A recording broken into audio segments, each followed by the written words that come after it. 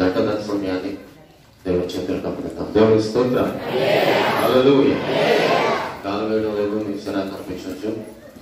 మరి ఇది ఇంటి దగ్గర ఉంటే మన కరెంట్ లేకపోతే ఎలా ఉంటే మనకు తెలియదు. కానీ మందులో అయితే మాత్రం పక్క కూర్చుంటాం కనుక చాలా ఇబ్బందికరంగా ఉంటుంది. కొంచెం చదువుకోవాల్సిందిగా విసుక్కోకుండా గడుపుకోకుండా చక్కగా కొంత సమయం నాకు తెలిసిన చల్లగా ఉంది. మరి మీకు ఎందుకు వచ్చిన వాళ్ళకి ఎలా ఉందో నాకు తెలియదు. ఎంత వేరే ఉంటుంది, నిలబడడానికి వేరే ఉంటుంది కనుక కొంచెం చదువుకోవాల్సిందిగా ప్రభు పేట మనకు మనం చేస్తున్నాం. దేవుని వాక్యంలోకి మనం వెళ్దాం. కొంత సమయం దేవుని వాక్యాన్ని మనం ధ్యానం చేసుకుందాం. సార్ ఇక్కడ మొత్తం మంచిది. ఇర్మియా గ్రంథకర్త వ్రాయబడి ఉన్న శ్రేష్టమైన మాట. గత సోమవారం నుండి ఇంచుమించు శుక్రవారం రాత్రి వరకు చదివి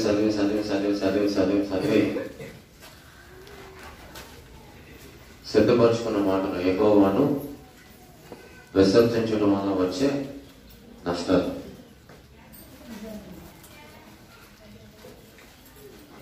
ఎంత సిద్ధపరుచుకున్న యెషయా గ్రంథం 55వ అధ్యాయంలో మాట ఉంది, నీ తలంపులు నా తలంపులు వంటివి కావు. ఈ స్థలం వచ్చిన తర్వాత అది ఏమైందంటే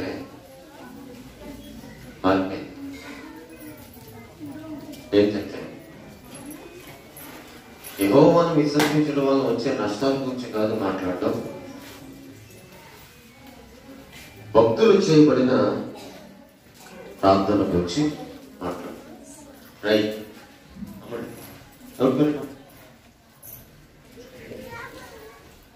భక్తులు చేయబడిన ప్రార్థన గురించి ఏం చేయాలి మాట్లాడాలి. మన పితరులు ఆత్మాభిషేకంతో దేవుని సన్నిధిలో మొక్కరెళ్ళి వారిలో చివరి శ్వాస ఉన్నంత వరకు కూడా ఏం చేశారు, ప్రార్థన ద్వారా ముందుకు నడిపించారు. ప్రార్థన మనకు ధైర్యం ఇస్తే, ప్రార్థన మనకు శక్తిని ఇస్తే, ప్రార్థన ద్వారా ఎల్లప్పుడూ మనం నడిపింపబడితే దానిలో ఉన్నటువంటి మాధుర్యం, దానిలో ఉన్నటువంటి మధురం, దానిలో ఉన్నటువంటి తీయదనం దేనిలో కూడా మనం అనుభవించలేమంట. ఒక మనిషి జీవితంలో తనకున్న స్థితిగతులను బట్టి ఆనందిస్తూ సంతోషిస్తుంటాడేమో, కానీ ఆ ఆనందం సంతోషమైన అది తృప్తికరమైనది కాదు. దేవుని ఎదుట మనం మొక్కరిల్లి దేవుని సన్నిధిలో మనం సాగిలి పడితే ఆ ఆనందం, ఆ సంతోషం మనకి ఏమిస్తుందంటే తృప్తినిస్తుంది. ఈ స్థలంలో కూర్చున్న మనం మన కొరకు మనం ప్రార్థన చేసుకోవకపోయినా మన కొరకు ప్రార్థన చేసేవారు అంటూ చాలా మంది ఉన్నారు. మీరు కూర్చున్న మీరు మీ కొరకు మీరు ప్రార్థన చేసుకోకపోయినా మీ కొరకు ప్రార్థన చేసేవారు చాలా మంది ఉన్నారు. శుక్రవారం ప్రార్థన జరుగుతుంది. శుక్రవారం ప్రార్థన చేసేవారు అందరూ ప్రార్థన చేస్తారు. ప్రభు సంఘం అంతా విజయాన్ని జ్ఞాపకము చేసుకోవాలి. సంఘంలో ఉన్నవారు, నిరాశలో ఉన్నవారు, బాధల్లో ఉన్నవారు, కష్టాల్లో ఉన్నవారు, వీరందరినీ కూడా పరిపూర్ణమైన విడుదల దయచేయండి.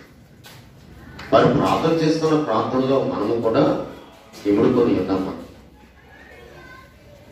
దైవజనులు నిత్యము మన నిమిత్తం ఏం చేస్తున్నారు? ప్రార్థన చేస్తూ ఉన్నారు. నిన్ను ప్రేమించిన వారు నిత్యము నీ కొరకు ఏం చేస్తున్నారు? ప్రార్థన చేస్తూ ఉన్నారు. మరి ఈ రోజున మనము కూడా నిత్యము దేవుని సన్నిధిలో ఏం చేయాలి? విసుగక నిత్యము ప్రార్థన చేయాలి. దేవుని స్తోత్రం.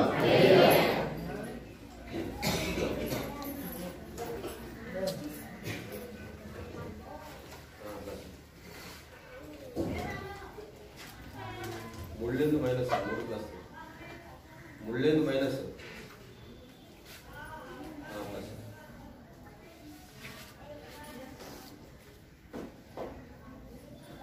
నిన్న రాత్రి దేవుని సన్నిధిలో అద్భుతమైన దేవుని వాక్యాన్ని విన్నాం. నేను పూర్తిగా విన్నారు, నేనైతే మధ్యలో వచ్చాను. విసుగక నిత్యము దేవునికి ఏం చేయాలంటే ప్రార్థన చేయాలి. ఒక మనిషి జీవితంలో ఒక మనిషి చేసే పనిలో కష్టమైనది అంటూ ఉన్నది అని అంటే అది ఒకటే, ఏంటది? ప్రార్థన. అన్ని చక్కగా మనం చేస్తాం, వింటాం, వాక్యం చక్కగా వింటాం, చక్కగా మాట్లాడతాం, చక్కగా పాడతాం. కానీ ప్రార్థన చేసే సమయానికి మాత్రం ఎక్కడ లేని విసుగు అనేది మనుషులకు వస్తుంది. ఈ రోజున వాక్యం సెలవిస్తుంది, భక్తులు ప్రార్థించారు, వారు ఆశీర్వదించబడ్డారు. భక్తులు ప్రార్థించారు, వారు దీవించబడ్డారు. ఒకప్పుడు మనం ప్రార్థించాం, మనం దీవించబడ్డాం. ఒకప్పుడు మనం రోధించాం, మనం విస్తరింపబడ్డాం. ఒకప్పుడు మన హృదయాలు దేవుడి చేతులకు ఇచ్చాం. ఈ రోజున దేవుడు కృపాక్షేమము చేత మనల్ని ఏం చేశాడు? స్థిరపరిచాడు. ఒకప్పుడు మనము దేవునికి మన హృదయంతరంగాన్ని మనం సమర్పిస్తే మనకు కావలసిన సర్వ సమృద్ధి, సకల ఈవులను సమృద్ధిగా ఇచ్చాడు. అరకొరగా మాత్రం ఆయన మనకు ఇవ్వలేదు, సమృద్ధిగా ఇచ్చాడు. మరి ఈ రోజున సమృద్ధిగా ఇచ్చిన దేవుని సముఖం నందు ఉన్నటువంటి మనము కూడా నిత్యము దేవునికి ఏం చేయాలి? ప్రార్థన చేయాలి. వాక్యంలోనికి మనం వెళ్దాం. చూడండి,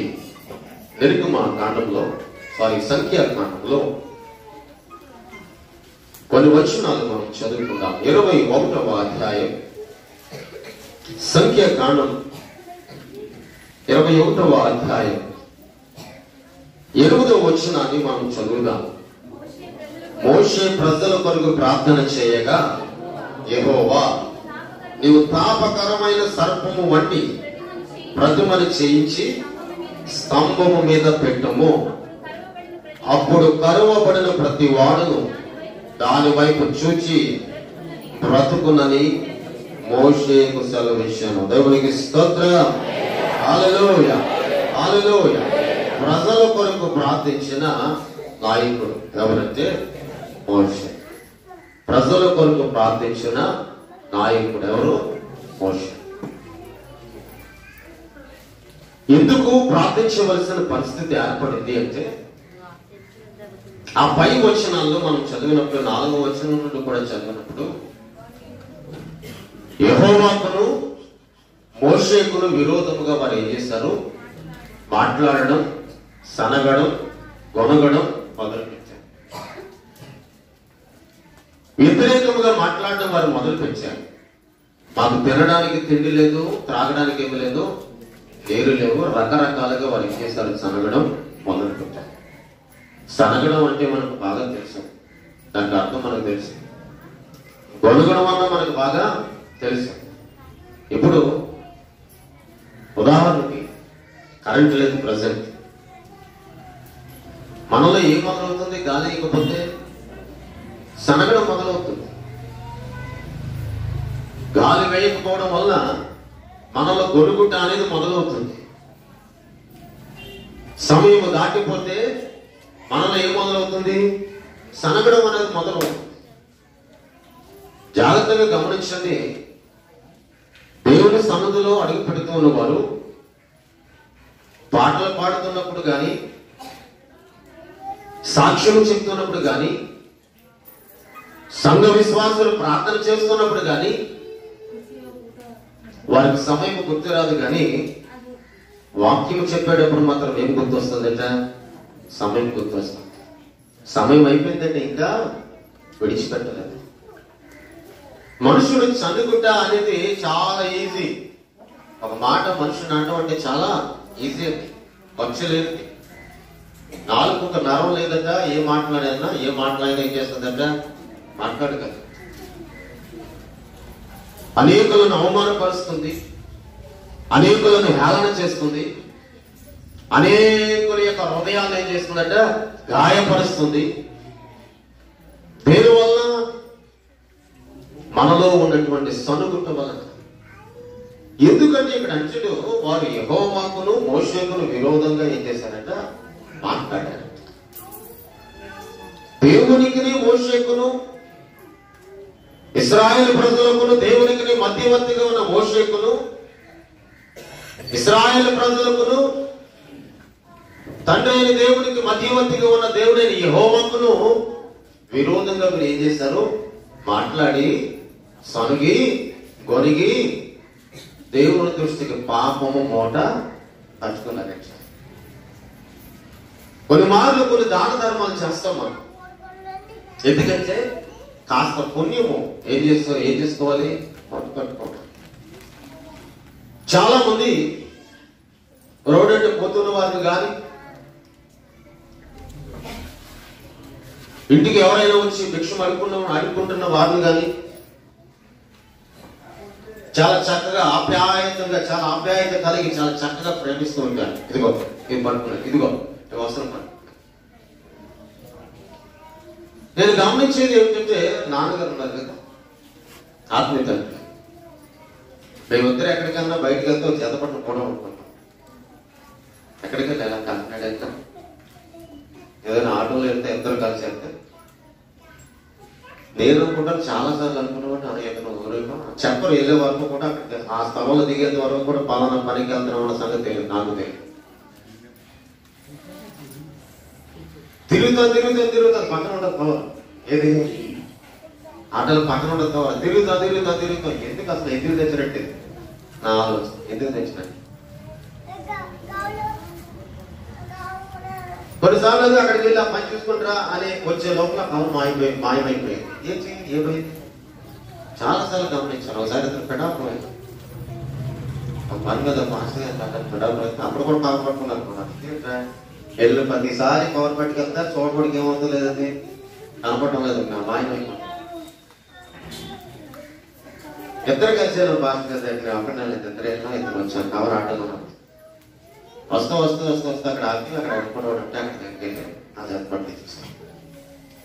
అప్పుడు నాకు అర్థమైందన్నా, ఇంట్లో ఉన్న బట్టలన్నీ కూడా అదే బాగా ఖర్చు అయిపోయి బాగా ఎక్కువైపోయినాయి. అంటే ఎక్కువ అంటే లూజ్ అయిపోయినాయి. మనీ కూడా లూజ్ అవ్వనా అమ్మకపోయినా ఇంట్లో చాలా వస్త్రాలు ఉంటాయి. నాన్నగారు కావాలి కుట్టించుకున్నవన్నీ కుట్టించుకోలేనివన్నీ కూడా పేదైనవన్నీ చేస్తాం. ఏదైనా మనం ఒక ధర్మం చేస్తే కాస్త పుణ్యం ఏం చేస్తామంటే మూట కట్టుకుంటాం. అలాగే ఏం మూట కట్టుకున్నారంటే పాపాన్ని మూట కట్టుకున్నారు. ఇశ్రాయేలు ప్రజలు అనగా ఆశీర్వదింపబడిన జనాంగం అండి, దేవుని చేత నిత్యము ప్రేమింపబడిన జనాంగం అండి, దేవుని చేత నిత్యము పోషింపబడిన జనాంగం. అరణ్య మార్గంలో 40 సంవత్సరాలు వారు నడిచినప్పుడు చెప్పులు అరిగిపోక, వస్త్రాలు చిరిగిపోక, తల మాయక, గడ్డ మాయక, వారి వయసు సన్నగిల్లిపోక 40 సంవత్సరములు ఆశ్చర్యకరమైన రీతిగా దేవుడు వాళ్ళని పోషించాడు. దేవుని చేత పోషింపబడిన వీరు ఏం చేశారంటే దేవునికి మోషేకు విరోధంగా ఏం చేశారట? పాపం చేశారట. దేవునికి విరోధంగా నాయకుడైన మోషేకు విరోధంగా వారు పాపం చేయడం మొదలు పెట్టారు, సనగడం మొదలు పెట్టారు. సనగడమే పాపం. గత కొన్ని దినాల క్రితం మనం చెప్పుకున్నాం, నీ పొరుగు వారి నిమిత్తం నువ్వు ప్రార్థన చేయకపోవడమే పాపం. నీ నిమిత్తము నువ్వు ప్రార్థన చేసుకోకపోవడమే పాపం. దేవుని సన్నిధిలో నీవు కూర్చుని ఉండి దేవుని వాక్యములకు నీ హృదయం అప్పగించకపోవడమే పాపం.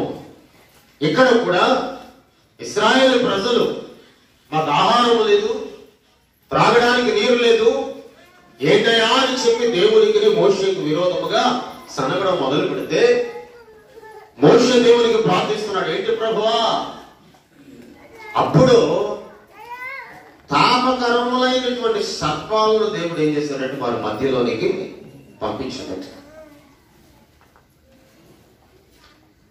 పాపకరమైన సర్పాలు వారి మధ్యలోనికి వచ్చి ఎంతమందిని అయితే ఖర్చు అంతమందిని కూడా ఏం చేస్తాయి? అంతమంది ఏమైపోయారు? చనిపోయారు. చనిపోయిన బిడ్డల్లో దేవుడు ఎరిగిన వారు, ఒకానొక సమయంలో దేవుని గురించి సాక్ష్యం ఇచ్చిన వారు, ఒకానొక సమయమున మోషే మంచివాడని అని చెప్పిన వారు, ఒకనొక సమయమున మోషే కంటే గొప్ప నాయకుడు ఎవరు లేరండి అని చెప్పుకునేవారు చాలా మంది ఉన్నారు. దాంట్లో వారు చనిపోయిన తర్వాత మరలా మోషే మోకరల్లి దేవునికి ఇక్కడ అంటాడు. ఇప్పుడు మనం చదువు వచ్చిన మరలా మోషే మోకరల్లి ప్రార్థన చేస్తున్నాడు. ఏమని ప్రార్థన చేస్తున్నాడు?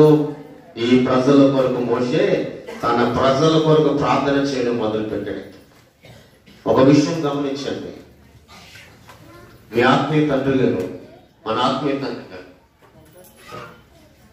దైవజనుల కుటుంబం మీద మనం ఎన్ని నిందలు గాని అవమానములు గాని ఎన్ని గాయపరచబడిన మాటలు మాట్లాడినా ప్రేమతో దైవజనుల కుటుంబం మన నిమిత్తము నిత్యం ఏం చేస్తుంది?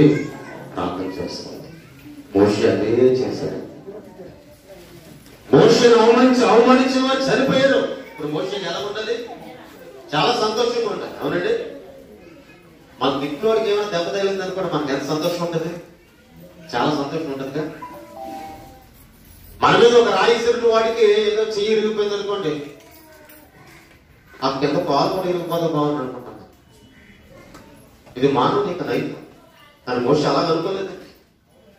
మోషేను అవమానించిన వారు, మోషేను హింసించిన వారు, హేళన చేసిన వారు, వారు చనిపోయినప్పటికీ తన ప్రజల నిమిత్తం అయ్యా వారు చనిపోయారయ్యా అని మోకరిల్లి దేవునికి ప్రార్థన చేయడం మొదలు పెడితే దేవుని యొక్క స్వరం మోషేకు వినపడుతుంది. మోషే, నువ్వు లేచి ఒక ఎత్తటి సర్పం ఏం చేయాలి? నీవు ఏ సర్పం అయితే వారిని కలిసిందో అటువంటి రూపం కలిగిన సర్పాన్ని ఒకటి చేయించి ఎక్కడ పెట్టమన్నాడు? ఎత్తైన స్తంభం మీద. 9వ వచనంలో అన్నాడు, ఎత్తైన స్తంభం మీద పెట్టు. అయితే పెట్టిన తర్వాత అప్పుడు సర్పం వాడు తినిన ప్రతి వాడు ఆ ఇత్తడి సర్పమును నిదానించి చూచినందున బ్రతికెను అంటాడు. దేవునికి స్తోత్రం. ఆ ఇత్తడి సర్పములో ఉన్నటువంటి కాంతి ఎంతమంది ముఖములకైతే అది తగులుతుందో, చనిపోయిన వారిలో ఎంతమంది ముఖములకైతే అది తగులుతుందో వారందరూ ఏం చేస్తారంటే తిరిగి మరలా బ్రతికెదరు అంటే. ఈ రోజున మనము భూమి మీద జీవించుతున్న మానవులమైన మన జీవితాల్లో దేవుని నమ్మి, దేవుని ద్వారా ఆదరించబడి, దేవుని ద్వారా ప్రేమించబడి, దేవుని ద్వారా పోషింపబడినటువంటి మనము ఎన్ని అపవిత్రమైన పనులు మనం చేసినా, దేవుని దూషించే కార్యాలు, దేవుని దూషించే మాటలు, ఎన్ని మాటలు మన నోట్ల నుండి బయటకు వచ్చినా, ఎన్ని మార్లు మన జీవితంలో అనేకమైన అపాయాల నుండి గాని, కష్టాల నుండి గాని, శోధన నుండి గాని మనల్ని విడిపించి తప్పించి మనల్ని స్థిరపరిచిన దేవాది దేవుని దృష్టికి మరలా వ్యతిరేకమై మనం జీవించినప్పటికీ అయినను మనల్ని విడువకుండా నిత్యం ఏం చేస్తున్నాడు? ఆయన ప్రేమిస్తున్నాడు. ఆయన మనపైన కనికరం చూపుతూ ఉంటాడు. దేవుని కనికరం, ఆ మహనీయుడైన కనికరం మన మీద లేకపోతే మనం ఎలా ఉంటామండి? ఆ మహోన్నతుడైన యేసయ్య కనికరం మన మీద లేకపోతే, ఆ మహోన్నతుడైన యేసయ్య కనుదృష్టి, యేసయ్య దివ్యమైన తేజస్సు మన మీద లేకపోతే మనం ఎలా గడిపోతాం? మనం ఎన్ని వంకర మాటలు కానీ వంకర క్రియలు మనం చేస్తున్నా ఆయన కనికరం, ఆయన జాలి ఎవరి మీద ఉంటుందట? మన మీద. వారు అవమానించారు, తిట్టారు, హేళన చేశారు. అయినను దేవుడు వారిపైన ఏం చూపాడట? ప్రేమను చూపాడట. దేవునికి స్తోత్రం. హల్లెలూయా. ఆయన బైబిల్, ఆ దేవుని యొక్క వాక్యాన్ని చేత పట్టుకుని ఆయన మార్గంలో నడిపించబడుతున్నాం. మనం ఆయన మార్గంలో నుండి మనం నడిపింపబడుతూ మన ప్రాంతంలో వారిని మనము మాటల చేత గాయపరిచిన, మాటల చేత మనం ఇబ్బంది పెట్టిన, సూదుల వలె మాటల ద్వారా మనము గుచ్చి వారిని హేళన చేసిన, అయినను ఆయన అపారమైన ప్రేమ కనికరము నీ మీద నా మీద ఆయన ఉండడం మాత్రము మానపడం లేదు. మనల్ని ప్రేమిస్తున్నాడు. ఈ రోజున మనం అనుకుంటాం, నా కొరకు ప్రార్థించేవారు లేరండి, నా కొరకు మొరపెట్టేవారు లేరండి, నా కొరకు ఏడ్చేవారు లేరండి, నా కొరకు దేవునికి అప్పగించేవారు లేరండి. సంఘం నీ కొరకు నిత్యం, నీ కుటుంబం కొరకు నిత్యం సంఘం అత్యాసక్తితో ఏం చేస్తుంది? ప్రార్థన చేస్తుంది. సంఘంలో ఉన్న చాలా మంది బిడ్డలు వారి వ్యక్తిగత ప్రార్థనలో కూడా మిమ్మల్ని బట్టి, మనలను బట్టి నిత్యము ఏం చేస్తున్నారు? ప్రార్థన చేస్తూ ఉన్నారు. దైవజనుల కుటుంబం నిత్యం మీ కొరకు ఏం చేస్తుంది? ప్రార్థన చేస్తుంది. తన ప్రజలు అవమానించినా, గాయపరిచినా, ఎన్ని చేసినా మోషే తన ప్రజల నిమిత్తం ఏం చేశాడంటే మంచిగా ప్రార్థన చేశాడు, కానీ చెడుగా మాత్రము చేయలేదు. మరి మనం ఎలా చేస్తామండి ప్రార్థన?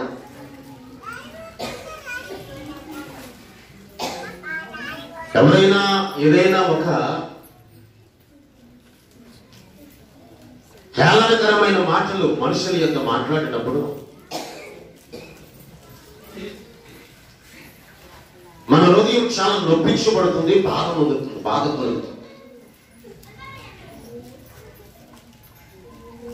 ఈ హేళన చేశారు, అవమానించారు, వారి నిమిత్తం మనం ప్రార్థన చేస్తామా?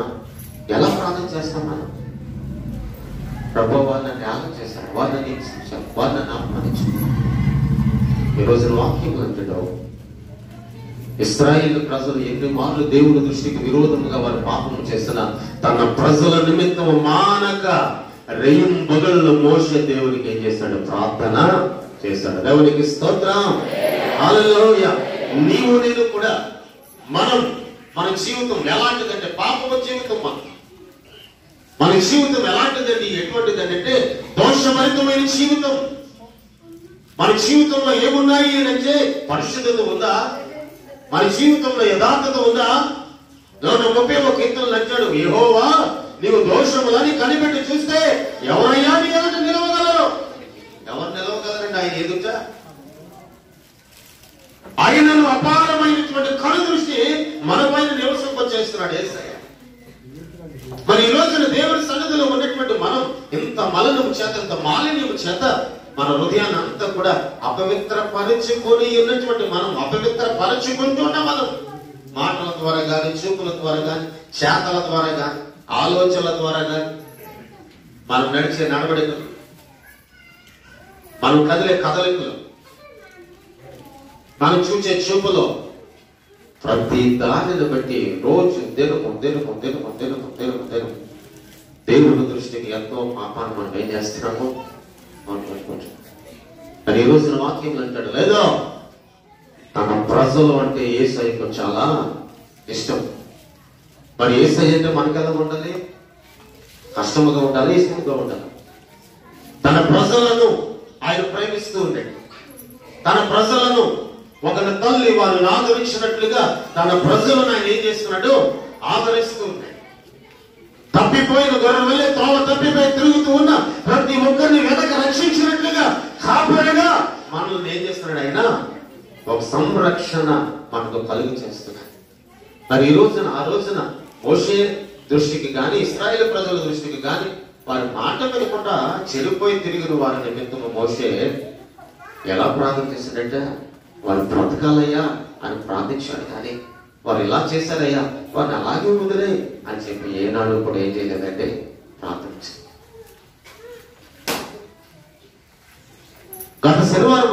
పోయిన శనివారం రాత్రి దేవుని మందిరంలో చెప్పుకున్నా, ఎదుటివారి క్షేమము నిమిత్తం మొదటి నువ్వు ప్రార్థన చేస్తే, ఎదుటివారి నిమిత్తం నువ్వు ప్రార్థించినప్పుడు ఆ మనుషుడు క్షేమము పొందుకున్నాడు. ఆ మనుషుడు ఎప్పుడైతే క్షేమము పొందుకున్నాడో వెంటనే నీవు కూడా అదే క్షేమమును అనుభవిస్తూ అన్నాడు. ఎదుటివాడు దీవుని కొరకు నువ్వు ప్రార్థించినప్పుడు అతను దీవించబడితే అతని వల్ల నీవు కూడా అత్యధికమైన దీవెన పొందుకుంటావు. మరి ఈ రోజు నీవు నేను కూడా నీ స్నేహితుల కోసం, నీ స్నేహితురాల కోసం, నీ బంధువర్గం నిమిత్తం వారిని ఎన్ని అవమానించినా, హేళన చేసినా, ఎన్ని చేసినా వారి నిమిత్తము మానక పరిపూర్ణమైన హృదయముతో దేవునికి ఏం చేయాలి? ప్రార్థన చేయాలి. దేవునికి స్తోత్రం. హల్లెలూయా, హల్లెలూయా, హల్లెలూయా, హల్లెలూయా. అది హెల్త్ ఒక స్టార్. అది ఎవరంటే పవర్ స్టార్ అంటారు. పవర్ అంటే అదే గంతికి నీళ్ళు చిత్రాలు. ఒక మాట మాట్లాడుకోవాలంటే నీకు స్టార్ అంతా, ఇది కూడా దాంట్లో వస్తుందా? ఆ స్టార్ అన్నమాట.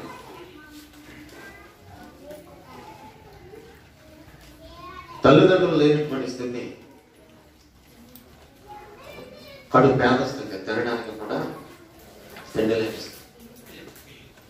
ఆ వస్త్రాలు కూడా కట్టుకోవడానికి ఏమి లేవు, వస్త్రాలు కూడా లేదు. అలాగ కడు పేద స్థితిలో గడుపుతూ ఉన్నటువంటి ఆమె అక్కడికి ఇక్కడికి వెళ్తుంది. ఆ పని ఈ పని చేసేదో పని వెళ్తుంటే చక్కగా ఏం చేస్తుంది, కడుపు నింపడం. చాలా అందరూ కలిగిన ఎవరు బట్టి 14-16 ఏళ్ళు వచ్చేసరికి ఈదులో ఉన్నటువంటి బాధలన్నీ కూడా తెలుసుకొని ఒక వ్యక్తి ఆమె దగ్గరికి వచ్చి ఒక ఆహ్వానించాడు.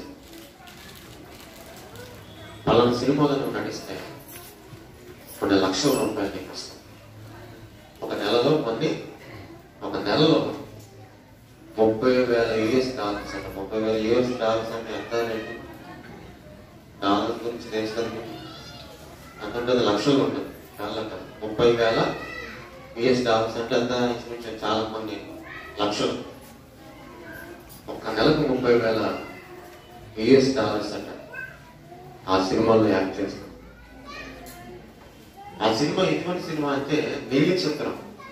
ఏ చిత్రం అంటే అది బ్లూ ఫిలిమ్స్ అంటే బట్టలు లేకుండా అర్థం నగ్నం నటించడం. ఇటువంటి సినిమా ఒక నెలలో ఏమైపోయింది? ఆమె స్టార్ట్ అయిపోయింది. కడు పేద స్థితి ఏ స్థితిలోకి వెళ్ళిపోయింది? ఉన్నతమైన స్థితిలోకి వెళ్ళిపోయింది. ఎక్కడ చూసిన డబ్బులే, మంచి ఇల్లు, మంచి పేరు, మంచి బంగ్లా. కొన్ని రోజుల్లో ఏం మారిపోయింది? ఆమె స్థితి మారిపోయింది. అలాగే ఒకటి ఇంచుమించుగా 100 సినిమాలు నటించింది. 100 సినిమాలు నటించిందంటే ఒక సినిమాకే ఒక నెలకే 30,000 US డాలర్స్ అంటే 100 సినిమాలు నటించింది. కొన్ని సంవత్సరాలు 100 సినిమాల్లో ఎన్ని వేల కోట్లు సంపాదించింది ఒకసారి ఆలోచించింది. ఆమె తిరగలేని చోటు లేదు, తిరగలేని తప్పు లేదు, చేయలేని తప్పు లేదు, చేయలేని పాపం లేదు, చేయలేని వ్యభిచారపు పని లేదు. రకరకాలైనటువంటి దుర్భరమైన పరిస్థితి. దేవుని ఎరుగేంటూ కూడా దాని అంతటిని పక్కన పడేసి తిరుగుతాడు.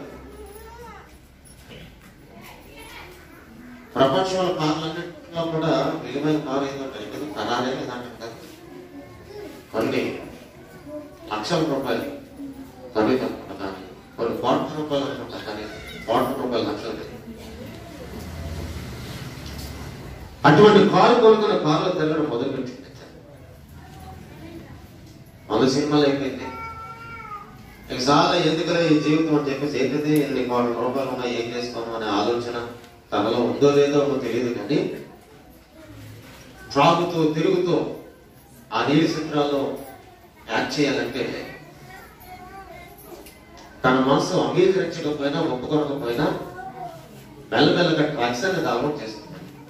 మత్తు పౌడర్ లాగా ఉంటుంది, పెద్ద ఇంజక్షన్ రూపంలో. కానీ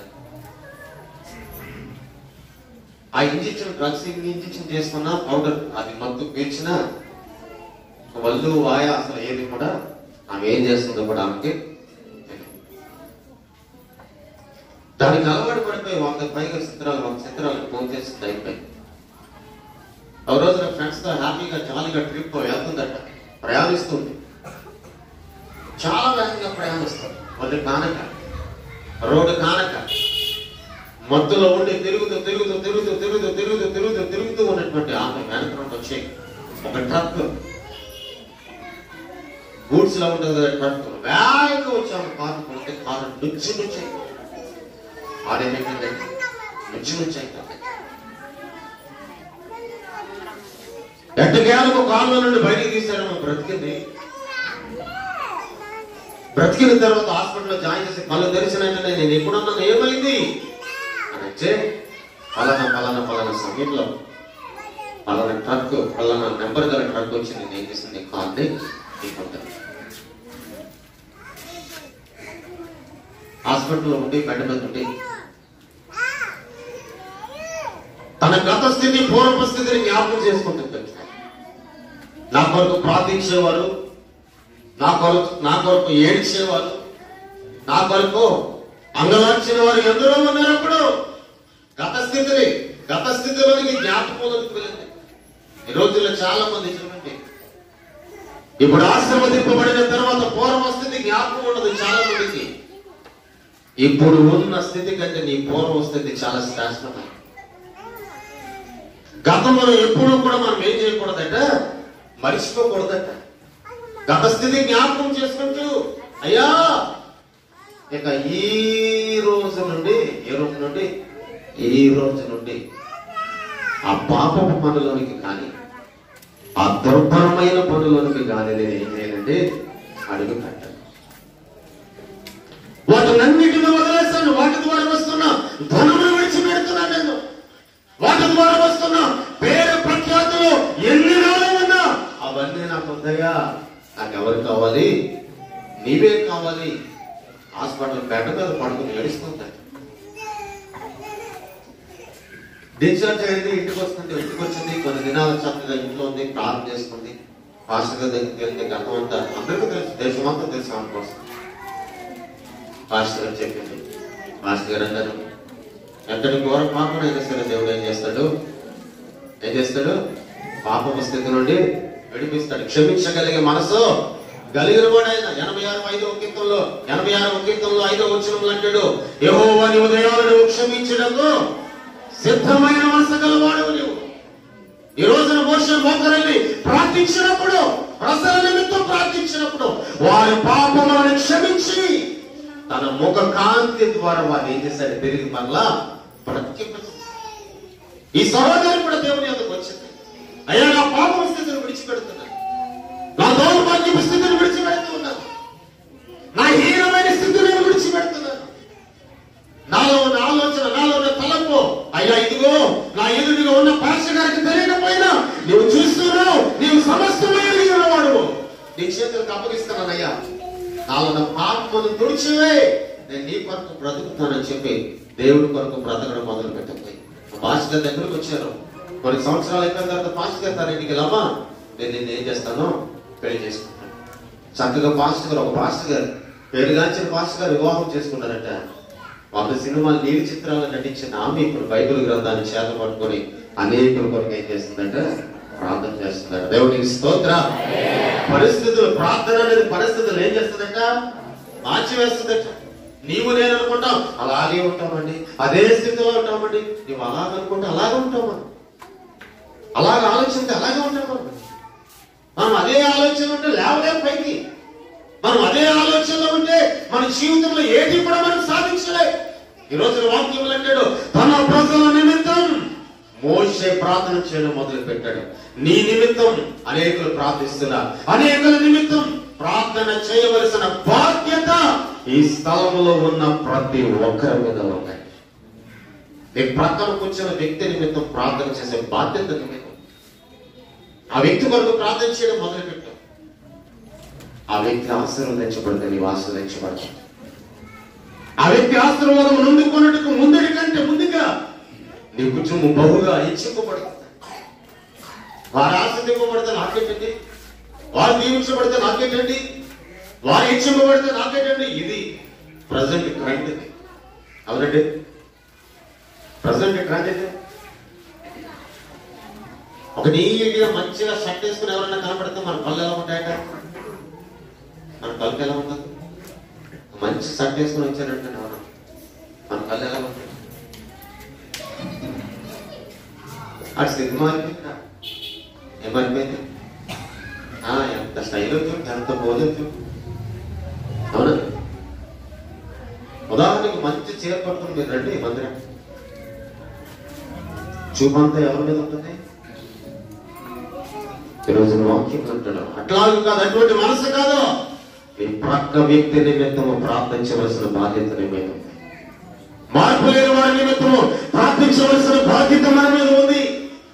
మారు మనసు లేని వారి నిమిత్తం, దారి తప్పిన వారి నిమిత్తం, చెడిపోతున్న వారి నిమిత్తం, త్రాగుబోతులుగా తిరుగుతున్న వారి నిమిత్తం, జూలగాలుగా తిరుగుతున్న వారి నిమిత్తం ప్రార్థించవలసిన బాధ్యత ఒక క్రైస్తవునిగా తండ్రి, కుమార, పరిశుద్ధాత్మ నామములో ఆ పుణ్య రక్తము చేత కడగబడి ఉన్నటువంటి మనందరి మీద ఉందండి బాధ్యత.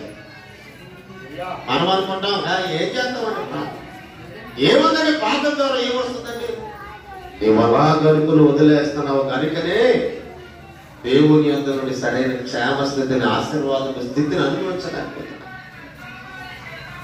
ఆలోచన తీసివేసి, నీలో విసుగుదల తీసివేసి, నీలో ఉన్నటువంటి ఆ హేయమైనటువంటి సాంగత్యము చేత కూడిన నింపబడిన క్రియలను తీసివేసి ఒక్కసారి మోకరించి ప్రార్థన చేయి. ఆ ప్రార్థనలో ఉన్నటువంటి ఆనందం ఇక నీవు లోకంలో ఎక్కడ తిరిగినా ఎక్కడికి వెళ్ళినా నీకు దొరకనే. ప్రార్థనలో అంత శ్రేష్టమైన శక్తి దాగి ఉంది. అందుకే మోషే ఇశ్రాయేలు ప్రజల మీద ప్రార్థించగా చనిపోయిన వారు తిరిగి మన ఏం చేస్తారంట? బ్రతికారంట. రెండవది చూడండి, రెండవది యెహోషువ రాసిన గ్రంథం 10వ అధ్యాయం 12వ వచనాన్ని మనం చదువుదాం. యెహోషువ రాసిన గ్రంథం 10వ అధ్యాయం 12వ వచనాన్ని మనం చదువుదాం. యెహోవా ఇశ్రాయేలు ఎదుట అమోరీయులను అప్పగించిన దినమున ఇశ్రాయేలు వినుచుండగా యెహోషువ యెహోవాకు ప్రార్థన చేసెను. సూర్యుడా నీవు గిబియాలోను నిలువుము, చంద్రుడా నీవు అయ్యాలోను లోయలో నిలువుము. జనులు తమ శత్రువుల మీద పగ తీర్చుకునే వరకు సూర్యుడు నిలిచెను, చంద్రుడు ఆగెను. దేవునికి స్తోత్రం. హల్లెలూయా. అందరూ దేవుని స్తుతిద్దాం. దేవునికి స్తోత్రం. హల్లెలూయా. రెండవది, ఇశ్రాయేలు ప్రజలకు రెండవ నాయకుడు ఎవరు? యెహోషువ. మోసే అనంతరం నాయకుడు ఎవరు? యెహోషువ. యెహోషువ దేవునికి ప్రార్థన చేస్తున్నాడు. ఏమని ప్రార్థన చేస్తున్నాడు దేవుని కంటే? అయ్యా, జనులు శత్రువులపై పగ తీర్చుకున్న వరకు సూర్యుడు నిలిచెను, చంద్రుడు ఆగెను. సూర్యుడు చంద్రుడు ఆగాలి ఎప్పుడు వరకు అంటే జనులు పగ తీర్చుకునే వరకు. ఎవరి మీద పగ తీర్చుకోవాలట? తమ శత్రువుల మీద పగ తీర్చుకోవాలట. ఎవరు పగ తీర్చుకోవాలట? ఎవరు పగ తీర్చుకోవాలి? అక్కడ అంటాడు 12వ వచనంలో అన్నాడు, అమోరీయులను అప్పగించిన దినమున అమోరీయులు శత్రువులైతే దానికి ఎదురుగా ఉన్న పార్టీ ఎవరు? ఇశ్రాయేలీయులు. ఇశ్రాయేలీయులు ప్రజలు అమోరీయుల మీద పగ తీర్చుకునే వరకు సూర్యుడా నీవు ఎక్కడ ఆగాలి? అదిగో గిబియోను ఆగో. చంద్రుడా నీవు అయ్యోలను లోయలో నీవేం చేయాలి? ఆగుపోవాలంటే అక్కడ అంటాడు 13-14 అంటాడు. ఒక నాడల్లా, ఒక నాడు అంటే ఎన్ని రోజులు? ఒక రోజు. ఒక నాడల్లా, ఒక దినమల్లా అలాగా ఆగిపోయింది. శాస్త్రవేత్తలు పరిశీలన చేయడం మొదలు పెట్టారంట. దేని నిమిత్తం పరిశీలన చేస్తున్నారంటే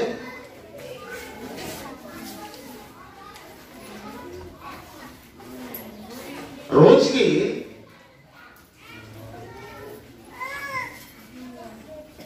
48 గంటలు ఉంటాయి కదా. ఎన్ని గంటలు రోజుకి? 48 గంటలు. రోజుకి 48 గంటలు ఉంటాయి కదా. రోజుకి ఎన్ని గంటలు? రోజుకి 48 గంటలు ఉంటాయి కదా.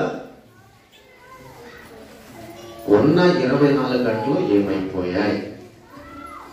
శాస్త్రవేత్తలు అందరూ కూర్చొని తలపాటుకుంటారు. ఏం పడుతుంటారు? ఉన్న 24 గంటలు ఎక్కడికి వెళ్ళిపోయాయి? ఏమైపోయాయి? శాస్త్రవేత్తల్లో ఉన్న ఒక క్రిస్టియన్ వ్యక్తి యెహోషువ గ్రంథం 10వ అధ్యాయం 12వ వచనాన్ని వారికి చూపించి వార్త చెప్తారంట. ఇశ్రాయేలు ప్రజలు అమోరీయుల మీద పగ తీర్చుకోవడానికి 24 గంటలు సూర్యుడును చంద్రుడు ఏం చేశాడు? ఆపివేశాడు. ఆ 48 గంటల్లో 24 గంటలు ఆ రీతిగా పోతే మిగతాది ఏంటి? ఎన్ని గంటలు ఉన్నాయి? ఈ 24 గంటలే ఈ ప్రపంచం అంతా కూడా ఏం చేస్తుంది? కంటిన్యూ అవుతుంది అని చెప్తున్నాడు. ఈ శాస్త్రవేత్త ఈ వాక్యం చూపించిన తర్వాత మా బుర్రలే పెద్ద అనుకున్నాం, మా ఆలోచన పెద్దది అనుకున్నాం. కానీ నేను సేవించుచున్న దేవుడు గొప్పవాడని చెప్పి శాస్త్రవేత్తలు అందరూ, దేవుడు నమ్మలేని వాళ్ళందరూ విశ్వసించడం మొదలు పెట్టారు. ఈరోజు ఇక్కడ అంచలో మన శత్రువు ఎవరండి? మన శత్రువు ఎవరు? పక్కనోడా, ఎదురునోడా, అనుకోవాలంటే పక్క ఇంటి పక్కనోడా? ఎవరు మన శత్రువు? మాట్లాడదాం. ఎవరు మన శత్రువు? ఎవరండి మన శత్రువు? ఎవరు తెలుద్దాం? మన శత్రువు ఎవరు? ఎవరు కనిపిస్తుంది? శత్రువు ఎవరు? సంవత్సరాలు అలా కప్ప నా దగ్గర ఒక్కడేమో భాష. మన శత్రువు ఎవరు? ఎవరండి మన శత్రువు? ఇంక్రిమెంట్ అయిపోతే ఆడేమంటారు. ఎవరు? అవునండి. బోనస్ అయిపోతే ఆడేమంటారు. తయారు చేయకపోతే ఆడేమంటారు. చెప్పులు కోరకపోతే భార్య శత్రువు. ఎవరికి? భర్తకే. చెప్పులు చేరకపోతే భర్త శత్రువు. ఎవరికి? చెప్పులు వస్తువు కొనివ్వకపోతే తల్లిదండ్రుల శత్రువులు. ఎవరికి? ఎక్కడ చూసినా ఎవరు కనపడుతున్నారు? శత్రువులే. పాస్టర్ గారు సరిగా వాక్యం చెప్పకపోతే ఎవరు శత్రువు? అంటే ఎక్కడ చూసినా శత్రువు. మన శత్రువు ఎవరంటే అపవాది అయినా శత్రువు. మాటి మాటికి వారి పేరు తలుచుకుంటాం. మనం ఏసై పేరు కంటే సాతాను పేరు చాలా ఎక్కువ తలుచుకుంటాం. మనం అందుకే వాడికి ఆనందం, సంతోషపడ్డా. దేవుడు వాక్యం అంటాడు, అయ్యా ఆ శత్రువులు నీ ఎదుట నిలబడకూడదు. వాక్యం అంటాడు, ఆయనకి విరోధముగా ఏ ఆయుధము నిలువ నేరదు. ఎవరికి విరోధంగా? దేవునికి విరోధముగా. గిబియాలో సూర్యుడు నిలవాలి, అయ్యాలలో లోయలో చంద్రుడు ఆగాలి అని యెహోషువ మోకరిల్లి ప్రార్థన చేస్తే ప్రార్థన వింటాడా దేవుడు? నువ్వు మోకరించి ప్రార్థన చేయి. ప్రభువా వెంటనే ఏమొచ్చేది? ఏమొచ్చేది? వస్తుందా? వస్తుందా రాదా? ఒకవేళ ప్రార్థించినట్టు వచ్చిందనుకోండి, కాదు లేకపోతే ఎగరంత వాళ్ళ మగవాళ్ళు ఇలాగ ఎగరేస్తారు, ఆడలు ఎక్కడ కొట్టుకుంటారంట. ఏంటది? ఆ సబాస్. ఏంటి? నీకంటే తోక ఎవరు? మనకంటే తోక ఎవరన్నా ఉన్నారంటే ఒకటే. ఎవరన్నా? నజరేయుడైనా. నిన్న పెళ్ళికి వెళ్ళాను. పెళ్ళి కూర్చుని మొదలుకొని పెళ్ళి 2:30 అయింది. మధ్యాహ్నం 11 గంటలు స్టార్ట్ అయింది, 2:30 అయింది పెళ్ళి. తినాలి, అక్కడి నుంచి బయలుదేరి రావాలి. వెళ్ళేటప్పుడు 5 గంటలు బయలుదేరితే 8 గంటలు కరెక్ట్. ఎన్ని గంటలు తల్లి? 4 గంటల 5 గంటల 4 గంటలు కదా 4 గంటలు. వచ్చేటప్పుడు 4 గంటలకు ఎక్కితే 8 గంటల 20 నిమిషాలు వచ్చాను. ఎంత టైం అయింది? ఎక్కడ టైం పట్టింది? 4 గంటల 20 నిమిషాలు. అంతేనా? 11 గంటలకు స్టార్ట్ అయింది. 2 గంటలకు మన దగ్గర నుంచి స్టార్ట్ అయింది.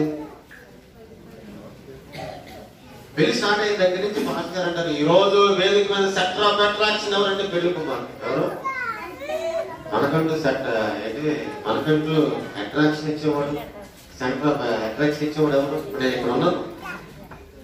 ఈ పులిపెట్టికి బలిపెట్టడానికి అట్రాక్షన్ ఇచ్చేది ఎవరు? నేనా? ఎవరు అట్రాక్షన్? ఎవరు? ఇక్కడ నిలబడేవాడు ఎవరు? నిల్చుండేవాడు ఎవరు? ఈ స్థలాన్ని స్థిరపరిచేవాడు ఎవరు? ఈ స్థలాన్ని ఆశీర్వదించేవాడు ఎవరు? యేసయ్య. ఎవరండి? మాట్లాడదాం. ఎవరు? డౌటా? ఎవరు? యేసయ్య. పెళ్లి స్టార్ట్ అయ్యాక పాస్టర్ అన్నాడు, సెంటర్ ఆఫ్ అట్రాక్షన్ ఎవరంట? పెళ్లి కుమారుడు. నా పక్కన ఉన్న తమ్ముడు అనే ఏంటి ఇది దిగులు వచ్చాడు. సెంటర్ ఆఫ్ అట్రాక్షన్ ఆలయాల కాదనే నజరేయుడైనా యేసయ్య. ఎవరు? నజరేయుడైనా. ఈ రోజున మన సెంటర్ ఆఫ్ అట్రాక్షన్ ఎక్కడ నిలబడినా దివ్యమైన తేజస్సు చేత నింపి ఆ స్థలములకు ఉన్నతమైన వెలుగునిచ్చేవాడు ఎవరంటే యేసయ్య. నీవు నేను కాదు. ఎందుకే నేను ఈ మాట మీద చెప్పానంటే, ఇప్పుడు మనం ప్రార్థన చేసినట్టే కరెంట్ వచ్చేసింది అనుకో, సభా ఎలా చెప్తాం మనం. ఎవరో కాదంటే నీవు నేను ప్రార్థన చేస్తా ఏం జరుగుతుంది? విశ్వాసం కలిగి ఉంటే, ఆవదించేంత విశ్వాసం ఉంటే, ఏ కొండ పో అంటే కొండ పోతుంది. కొండ అంటే కొండ కాదండి, కొండ లాంటి మనలో ఉన్నటువంటి సమస్య, మనలో ఉన్నటువంటి అవమానాలు, మనలో ఉన్నటువంటి నిందలు, ఎంత విశ్వాసం అంట ఎంత ఉంటుంది గెంచేది? ఆవాలు ఎంత ఉంటాయి? ఎంత ఉంటుందా? చిన్న గెంచ కంటికి కనబడలేనటువంటి అలా కింద అడిస్తుంది ఎక్కడ బాగుంటుంది. అంత విశ్వాసం నీలో ఉండి నువ్వు మోకరిని ప్రార్థన చేస్తే నువ్వు చేయబడిన ప్రతి ప్రార్థన నెరవేర్చబడుతుందని. యెహోషువ మోకరించాడు. యెహోషువ కూడా మనలాంటి ఎవరో మనుషుడే. యెహోషువ కూడా మనలాంటి నోరున్నవాడే. యెహోషువ కూడా మనలాంటి నేత్రాలు ఉన్నవాడే. యెహోషువ కూడా మనలాంటి హృదయం ఉన్నవాడే. మనలాంటి హృదయం అనే యెహోషువ కూడా అన్ని ఉన్నాయి. మనిషిలో ఎన్ని అవయవాలు ఉన్నాయో అన్ని అవయవాలు కూడా యెహోషువలో ఉన్నాయి. కానీ మనలాంటి హృదయం మాత్రమే యెహోషువ హృదయము. వాక్యములు అన్నాడు, మీ తలంపులు నా తలంపులు వంటివి. దేవుడి తలంపులు మన తలంపులు ఒకటే కాదు. యెహోషువ తలంపులో దేవుడి తలంపులో, దేవుడి తలంపులో యెహోషువ తలంపులో రెండు ఒకటే. మోకరాన్ని విశ్వాసంతో ప్రార్థించాడు. ఏ సూర్య ఆగు అనగానే ఆగిపెట్టా. యెహోషువ నోటుల నుండి వస్తున్న ఆ మాటలో సర్వశక్తి దాగి ఉందట.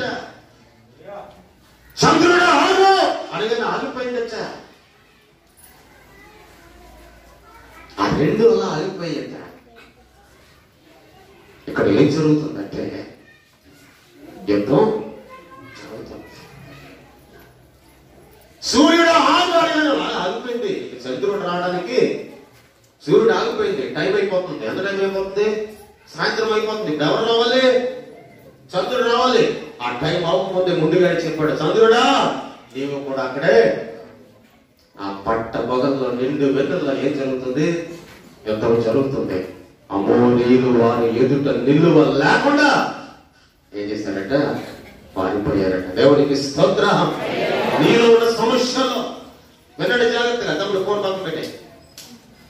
మనలో ఉన్న సమస్యలు, మనలో ఉన్నటువంటి నిందలు, నీలో ఉన్నటువంటి అనేకమైన విభేదాలు, నీలో ఉన్నటువంటి కష్టాలు, నీలో ఉన్న వ్యాధులు, నీలో ఉన్న బలహీనతలు అవి నీ యొద్ద నుండి పారిపోవాలి అంటే విశ్వాసము కలిగి మోకరాలని ఏం చేయాలి?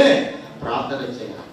ఏ బలహీనత పో అని విశ్వాసము కలిగి మోకరాలు ప్రార్థన చేస్తే అది నీ ఎదుట నిలవదట.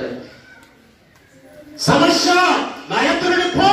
నాలో ఉన్నవాడు గొప్పవాడు, నాలో ఉన్నవాడు బలవంతుడు, నాలో ఉన్నవాడు సూర్యుడు, నాలో ఉన్నవాడు నన్ను ప్రేమిస్తున్నాడు, నాలో ఉన్న వాడి యొక్క కను దృష్టి నా మీద ఉంది పో అనగానే నీ వద్ద నుండి ఏమవుతుందంటే పారిపోతుంది. ఏముండకూడదంటే ఆ విశ్వాసము చేత మోకరులు ప్రార్థన చేస్తే అక్కడే ఉంటుంది పోవడం. శత్రువులైన అమోనీయులు వారి ఎదుట నిలువ లేకుండా పారిపోయాడట. వారికి ఎదుట ఎందుకు నిలబడి ఉన్నాయి అవమానాలు? నీ కళ్ళ ముందు ఎందుకు తిరుగులాడుతున్నాయి కష్టాలు? నీ కళ్ళ ముందు ఎందుకు తిరుగులాడుతున్నాయి నీలో ఉన్న పథకాలు? ఆలోచించడం.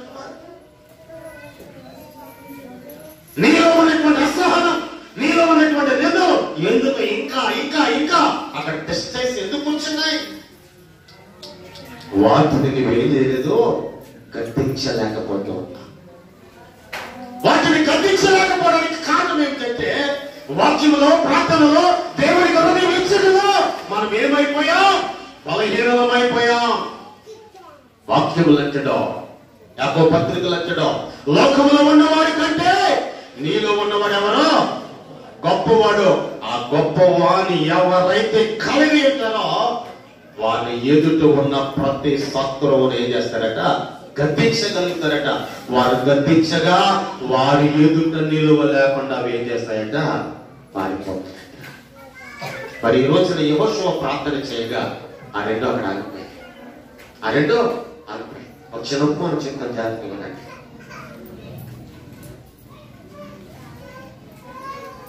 అది వేసవకాలం, ఎండాకాలం.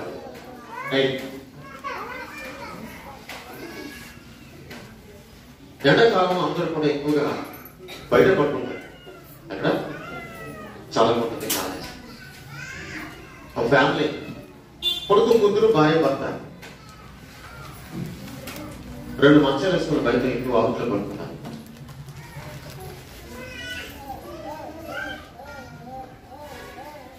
ఇంటి వాకులో పడుకున్న వాళ్ళు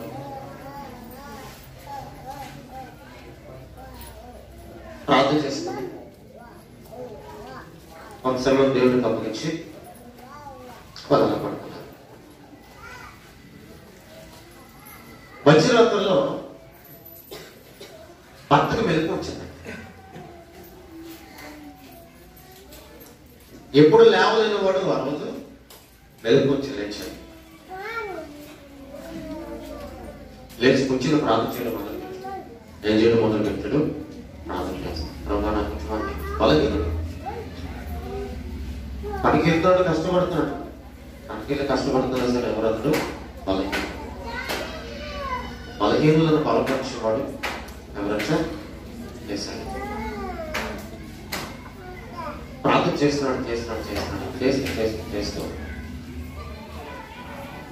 ప్రార్థన ముగించి దావదేశ లోపలికి వెళ్ళి మంచి వీరైనా తాగుదాం అనుకుని లేచినట్టు కాళ్ళ కింద పెట్టి అలాగా మంచం ఆ ఇంటి వైపు తిరిగి లోపలికి వెళ్తున్న సమయంలో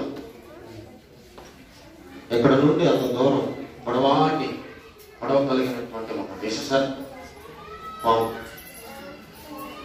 ఇంట్లోకి వెళ్తుంది. ఎక్కడికి వెళ్తుంది? లోపలికి.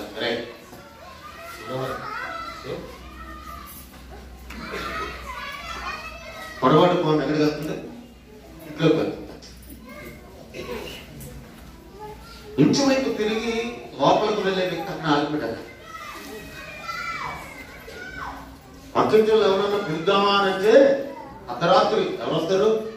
పైగా ఏంటంటే మామూలు పగలైతే ఎక్కడైనా మనకు కనపడుతుంది అనుకోవచ్చు. రాత్రులు అది ఎక్కడ దూరుతుందో, ఏది చేసినా ఏది తీసినా ఏం చేసినా ఎవరికి ప్రమాదం?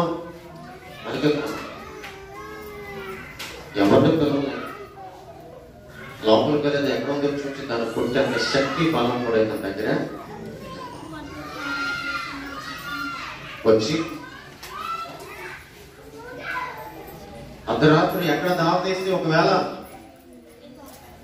నా బిడ్డలు కానీ నా భార్య కానీ లేచి లోపలికి వెళ్ళి మంచిగా తాగుతారో అని చెప్పి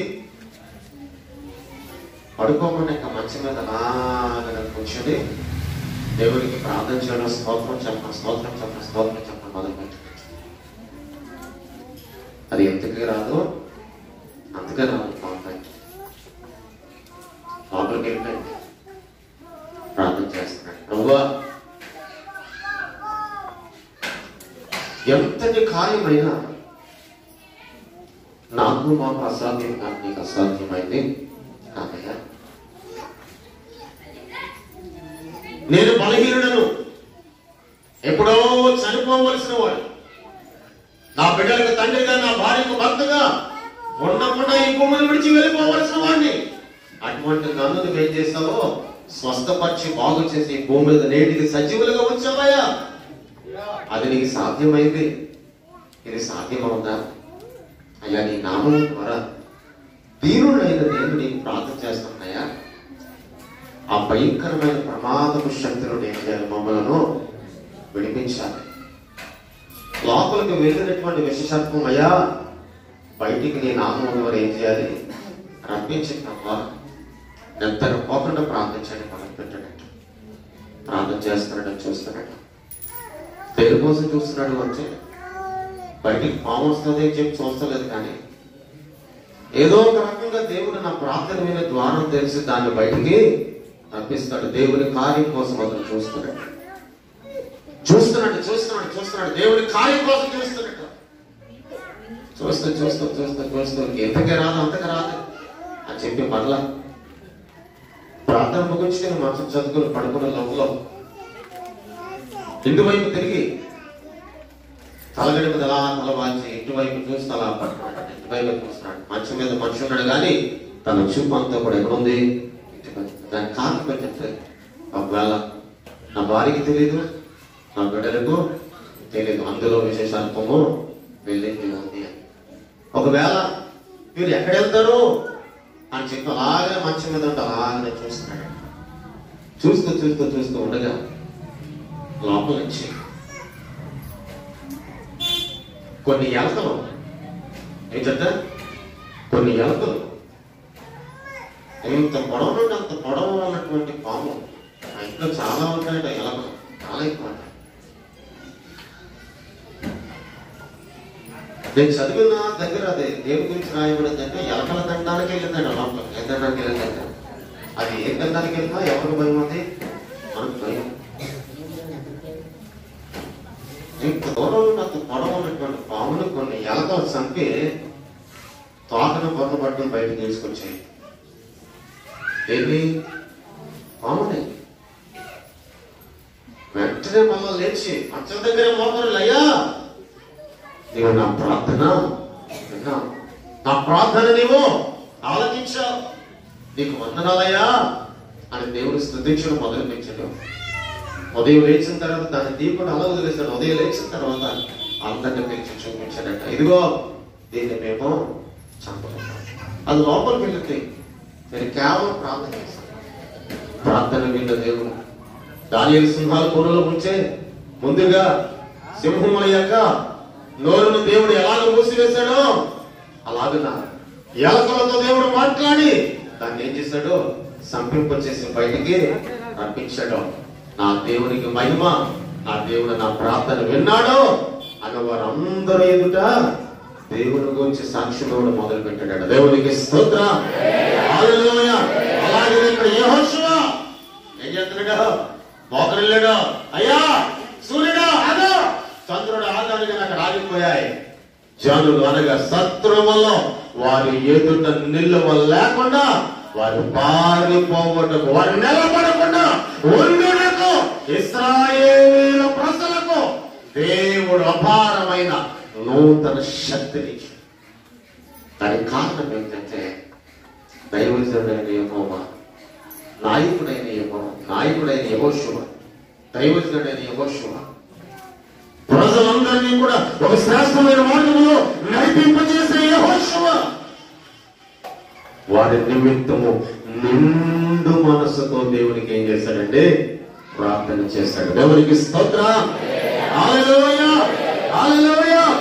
మూడవది చూద్దాం. చూడండి, సమూయేలు రాసిన మొదటి గ్రంథం, సమూయేలు రాసిన మొదటి గ్రంథం 7వ అధ్యాయం 8వ వచనాన్ని మనం చదువుదాం. మన దేవుడైన యెహోవాను ఫిలిష్తీయుల చేతిలో నుండి మనలను రక్షించినట్లుగా మా కొరకు ఆయనను ప్రార్థన చేయటం మానవద్దని సమూయేలు వద్ద మనవి చేసిరి. దేవునికి స్తోత్రం. హల్లెలూయా. అందరూ దేవుని స్తుతిద్దాం. దేవునికి స్తోత్రం. హల్లెలూయా. ఇశ్రాయేలీయుల ప్రజలందరూ సమూయేలు గారి యొద్దకు వచ్చి, అయ్యా ఫిలిష్తీయుల నుండి మేము రక్షింపబడాలి, వారి మా యొద్ద నుండి తొలగిపోవాలి, మీరు మా నిమిత్తము ప్రార్థన చేయుట మానవద్దయా అని దైవజనునిగా ప్రవక్తగా ఉన్నటువంటి సమూయేలు గారి యొద్దకు వచ్చి ఏం చేశారంట? మనవి చేసుకున్నారంట. ఏం చేసుకున్నారంటే మనవి చేసుకున్నారంట. కొన్ని ఆఫీసులకు మనం వెళ్తాం, కొన్ని మనవులు పేపర్ మీద మనం రాసి ఆ మనవి, ఆ పత్రాన్ని ఎవరికి ఇస్తున్నాను? అధికారికి ఇస్తామయ్యా, ఇదిగో మా ఊర్లో ఇదే సమస్య, మా ఊర్లో ఇదే సమస్య, మా ఊర్లో ఉన్న ఈ సమస్యను ఏం చేయాలి, మీరు పరిష్కరించాలి.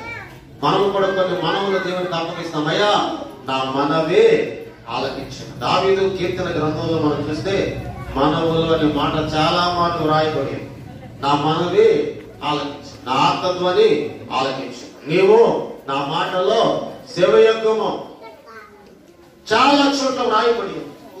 ఈ రోజున ఇక్కడ కూడా ఇశ్రాయేలు ప్రజలు, ఇశ్రాయేలీయుల ప్రజలు దైవజనుని యొద్దకు వచ్చి మా కొరకు మా రక్షణ కొరకు. దేని కొరకట? మా రక్షణ కొరకు. ఎవరి యొద్ద నుండి రక్షింపబడాలి? ఫిలిష్తీయుల చేతి నుండి రక్షింపబడాలి.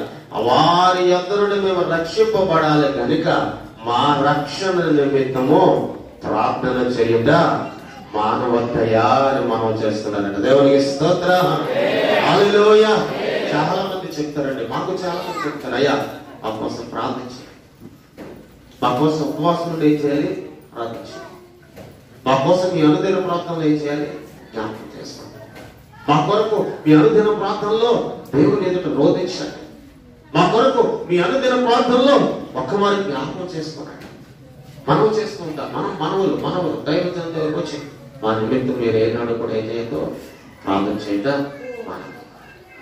ఒకవేళ మాలో ఎన్ని తప్పుదలు ఉన్నా, మాలో ఎన్ని లోపాలు ఉన్నా, ఒకవేళ మేము అనేకమైన మాటల ద్వారా మీ హృదయాన్ని గాయపరిచినా మీరు మాత్రం ప్రార్థన చేయగా మానవ. ఈ రోజున దేవుని వాక్యం సెలవిస్తుంది, మాకు రక్షణ కలగాలి, మాకు రక్షణ కావాలి. ఆ రక్షణ నిమిత్తం మా కొరకు ప్రార్థన చేయుట మానవుడితో వచ్చు. దైవజనుల కుటుంబం ఎప్పుడు కూడా మీ కొరకు, మీ ఆధ్యాత్మికమైన జీవితంలో బలపరచుట కొరకు, మీ వ్యాపారంలో వృద్ధి నొందుట కొరకు, మీ వ్యాపారంలో బలపరచబడుట కొరకు, మీరు అడుగు పెడుతున్న స్థలం స్థిరపరచబడుట కొరకు, మీరు అడుగు పెడుతున్న స్థలంలో నిత్యాశీర్వాదములకు మీరు పాత్రలు ఉండకు దైవ జనుల కుటుంబం ఎల్లప్పుడూ మీ నిమిత్తం ఏం చేస్తుంది? ప్రార్థన చేస్తుంది. ప్రార్థన చేయండి. ఏనాడో ప్రతిరోజు ఇక్కడ నిలబడి ఉన్న నేను మీ అందరి కొరకు ప్రతిరోజు ప్రార్థన చేస్తాను. ప్రార్థన అది ఎటువంటి బలహీనతనైనా ఎటువంటి దానికైనా ఏం చేస్తుందంటే జవాబు వెంటనే ఇస్తుంది. టాబ్లెట్ వేసుకుని టాబ్లెట్ జ్వరం వచ్చింది, టాబ్లెట్ కంటే ఇంజెక్షన్ చాలా స్పీడ్ గా పనిచేస్తుంది. ఏంటంటే ఇంజెక్షన్ చాలా, అది కూడా జబ్బకి మొక్కగా చేసే ఇంజెక్షన్ కంటే ఇది ఉంటుంది కదా, ఏంటది నరం చేసే ఇంజెక్షన్ ఇంకా స్పీడ్ గా పనిచేస్తుంది. ఇంజెక్షన్ చేయించుకున్న టాబ్లెట్ వేసుకున్న కొన్ని నిమిషాల్లో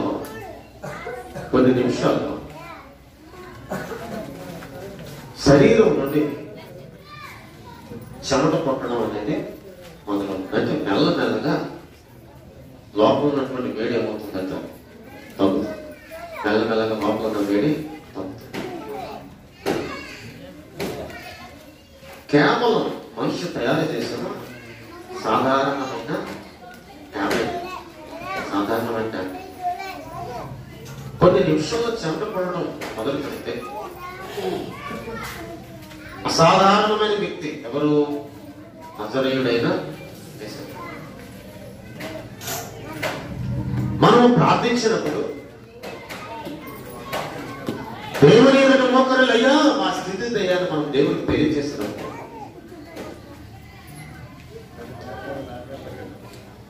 మన ప్రార్థన వినిన దేవుడు ఎందుకు వాటి నుండి మనకు విడుదలనివ్వడం లేదు? లోపల పాపం ఉన్నా, ద్వేషం ఉన్నా, మచ్చరం ఉన్నా, బుడతలు ఉన్నా, మచ్చలు ఉన్నా, డాగులు ఉన్నా, ఎన్ని ఉన్నా వానికి జ్వరం వస్తే టాబ్లెట్ వేసుకుంటే ఏమైపోతుంది? తగ్గిపోతుంది జ్వరం. కానీ ఇది అలా కాదు. నీ ప్రార్థన నీ జీవితంలో నెరవేర్చబడాలి అంటే నీ కుటుంబానికి, నీ వ్యాపారానికి అపవాదైనటువంటి శత్రువైనటువంటి సాతాను యొద్ద నుండి నీకు సంరక్షణ కావాలి అంటే శ్రేష్టమైన ప్రార్థన నీ యొద్ద నుండి దేవునికి వినపడాలి. శ్రేష్టమైన ప్రార్థన దేవుని దృష్టికి వినపడాలి. టాబ్లెట్ వేసుకుంటే పోయిందండి, మరి ఈ రోగం పోతాం. ఏ రోగం ఇది? భూమి మీద ఎన్నో రోగాలు ఉన్నాయంటే క్యాన్సర్, ఎయిడ్స్, హెచ్ఐవి, అల్సర, ఆయాసం, ఉపసం. ఆవేశం వేరు, ఆయాసం వేరు. ఆవేశం అంటాం, ఆవేశం కాదు. ఆవేశం అంటే ఏంటది? ఆవేశం అంటే ఏంటిది? ఆవేశం అంటే ఏంటి? ఐప్యాడ్ వేయాలా నా చేతిలో ఎవడో దాన్ని ఆగేస్తా. దాన్ని ఏమంటారు? ఆయాసం అంటే ఇది ఆగదండి, కంటిన్యూ అవుతుంటది. అంటే ఏదో మనకు కావాలని చేసేది కాదు. పిల్లి కోతలు వస్తుంటాయి, దీన్ని ఏంటంటారు? ఆయాసం అంటే. ఈ పిల్లి కోతలు వచ్చినప్పుడు, ఆయాసం వచ్చినప్పుడు మాట్లాడడం చాలా కష్టం, మాట్లాడడం చాలా కష్టం, ఊపిరి పీల్చుకోవడం చాలా కష్టం. అంత భయంకరమైన ఇవన్నీ వ్యాధులు ఉన్నాయి, చాలా రకాలైన వ్యాధులు ఉన్నాయి. కరోనా వైరస్ ఇదో వ్యాధి. ఏ వైరస్? ఇట్లా మందులు అయితే కొంతకాలం పాటు భూమి మీద ఎలా ఉంటామంటే మనం పుష్టిగా సంతోషంగా ఉంటాం. మరి లోపల ఒక రోగం ఉంటుంది. ఏ రోగం ఇది? పాప రోగం. ఈ రోగాలు భూమి మీద ఉన్న రోగాలు అన్నిటికంటే భయంకరమైన వైరస్ ఇది. నెత్ర పట్టిన వదట ఈ వైరస్. ఏం పట్టిన వదట?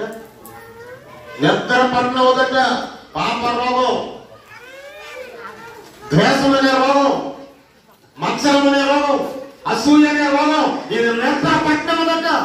ఎందుకో? మోకాళ్ళే ప్రార్థన చేయని వదట. ఎందుకో? దేవునికి సమీపముగా ఉండగలదట. ఎందుకో? దేవునికి ఇవ్వాల్సిన ఈ హృదయాన్ని దేవునికి ఇవ్వగలదట. ఎందుకంటే చూపంత ఎవరి మీద ఉంది? బందీ కొందండి రమేష్ గారికి. అదే ప్రాసన నా చేసుకుంటేనా? ద్వేషం మొదలైపోయింది, అసూయ మొదలైపోయింది. వాడుకుంటా ఎలాగైనా సరే ఏమైపోవాలి? వాక్యములు సెలవిస్తున్నట. ఈ రోగము నుండి నిన్ను నన్ను విడిపించేవాడు ఎవరంటే ఒకడే, నజరేయుడైన ఆ యేసయ్య ఎదుట మనం ఏం చేయాలంటే దీన మనస్కులై మోకరులు దేవునికి ఏం చేయాలంటే నిండు మనసుతో దేవునికి ప్రార్థన చేయాలి. సమూయేలు ఎందుకు వచ్చారు? దైవజనులు ఎందుకు వచ్చారు? అయ్యా దైవజనులు, మా నిమిత్తము నీవు ప్రార్థన చేయట మానవతయా అంటే దానికి అర్థం నువ్వు ప్రార్థన చేయటం మానేస్తే మాకేమి లేదు, సుఖము ఉండదయ్యా. నువ్వు ప్రార్థన చేయడం మానేస్తే మాకు ఆనందం ఉండదయ్యా. నువ్వు ప్రార్థన చేయడం మానేస్తే మాలో సంతోషం లేదయ్యా. నువ్వు ప్రార్థన చేయడం మానేస్తే మాలో దుఃఖం ఉంటుందయ్యా. నువ్వు ప్రార్థన చేయడం మానేస్తే మాకు రాబడి అనుకుంటుందయ్యా. నువ్వు ప్రార్థన చేయడం మానేస్తే మా సరిహద్దులలో సమాధానం ఉండదయ్యా. దైవజనుని ఎందుకు వచ్చి వాడు మనం చేస్తున్నారయ్యా, మా మనవని వాళ్ళకిచ్చి మా కొరకు ప్రార్థన చేయుట నీవో మానవద్దు. దేవునికి స్తోత్రం. హల్లెలూయా, హల్లెలూయా. ఒక మాట చెప్తా, జాగ్రత్తగా ఇవ్వాలండి. ఒక పల్లెటూరులో ఒక సువార్థికుల ద్వారా ముగ్గురు వ్యక్తులు రక్షకులు. ముగ్గురు వ్యక్తులు అన్నదమ్ములు. నలుగురు వ్యక్తులు అన్నదమ్ములు. వారిద్దరి యొక్క భార్య. అందులో మొదటిగా రక్షింపబడిన వ్యక్తి తమ్ముడు. తమ్ముడి పేరు రోషయ్య. ఏంటంటే రోషయ్య చాలా రోషంగా ఉంటాడు. తన భార్య పేరు రాఘవ అన్నమాట. ఏం పేరండి? తన భార్య పేరు ఏం పేరండి? రాఘవ. ఒకవేళ అటువంటి పేరు ఎవరన్నా ఉంటే వేరే రకంగా నన్ను ఏం చేయదు, పేరు వేరే రకంగా ఏం చేయదు అంత. అయితే నలుగురు లక్ష్యం. ఈ వార్త ఊళ్ళో తెలిసింది. ఈ వార్త ఎవరు తెలిసింది? ఊళ్ళో తెలిసింది. ఊళ్ళో తెలిస్తే ఊళ్ళో వాళ్ళందరూ కూడా పంచాయతీ వేసింది.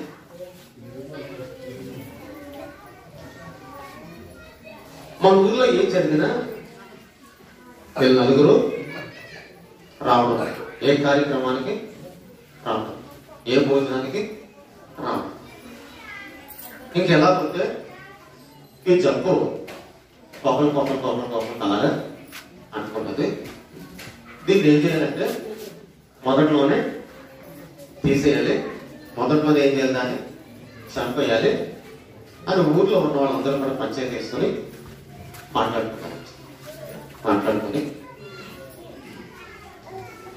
ఈ రోషయ్య, తన అన్నయ్య, తన వదిన, తన భార్యని నలుగురు ఇప్పుడు ఎక్కడ పిలిచారు? పంచాయతీకి పిలిచారు. అదే ఏదైనా బాధ వచ్చినా, కష్టం వచ్చినా, దుఃఖం వచ్చినా మనం అందరం కూడా ఒకటిరా, ఒక ఇంట్లో ఏదైనా జరిగితే అక్కడ మనం ఏం చేయాలి? పాల్గొవాలి. నిన్నగాక మనం ఎవరో వచ్చి ఇలా చెప్తే మీరు ఎలా చేయడం మంచిది కాదురా, మీరు చాలా నష్టపోతారా. ఏదైనా మీరు ఆలోచించుకుని 3 రోజుల్లో మాకు ఏం చేయాలి? మరలా 3 రోజులు ఏముంటది? పంచాయతీ ఉంటుంది. ఈ 3 రోజుల్లో మాకు ఏం చేయాలి? చెప్పాలి. 3 రోజుల సమయం ఇచ్చిన తర్వాత రెండో రోజు సాయంత్రం అన్నయ్య, తమ్ముడు, తన ఇద్దరు భార్యలు కూర్చొని, నలుగురు కూర్చొని మాట్లాడుకుంటారు. అన్నయ్య అడుగుతున్నాడు, తమ్ముడా, ఎంతైనా ఊళ్ళో ఉన్న వాళ్ళందరూ కూడా మనకు కావాల్సిన, ఎంతైనా ఊళ్ళో ఉన్న వాళ్ళందరూ మనకు ఎవరు కావాల్సిన, మనకు దుఃఖం వచ్చినా, బాధ వచ్చినా, ఏమొచ్చినా సరే అన్ని కూడా పట్టించుకునే వాళ్ళు ఎవరో తమ్ముడా, మనం పట్టించుకునే వాళ్ళు ఎవరంటే వాళ్ళే అని చెప్పి అన్నయ్య ఏమన్నాడంటే, ఎలాగే ఏసై నమ్ముకున్నాం కదా, ఎవరు నమ్ముకున్నాం? ఏసై నమ్ముకున్నాం కదా. నేను డ్రాప్ అయిపోతున్నారా? నేను ఎక్కడికి రాను ఇంకా పాత చేయను, ఏం చేయను. అదిగో ఎవరిలో వాళ్ళు నేను కలిసిపోతాను అనంటే తమ్ముడు అన్నాడంటే